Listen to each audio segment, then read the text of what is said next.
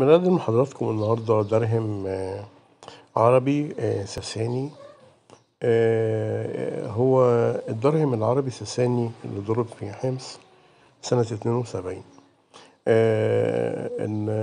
الدرهم ده اتصور بكاميرا كوداك يعني قديمة، فالصور غير واضحة لأن مالك القطع سمح بالتصوير بصعوبة.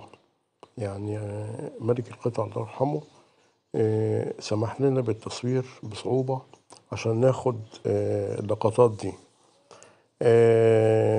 الوجه، نقرا بقى الدرهم.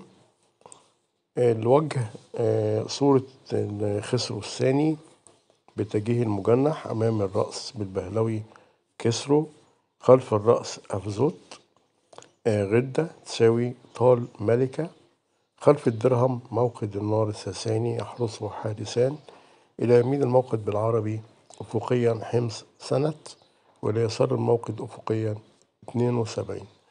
الدرهم مخصوص ويوجد درهم مثيل له في المتحف الأمريكي. الوزن بتاع القطعة دي 2 جرام 8 من عشرة، قطر 30 ملي. ولو ظهر قطعة أخرى زيها مع أي حد تقدر بآلاف الدولارات. السلام عليكم ورحمة الله.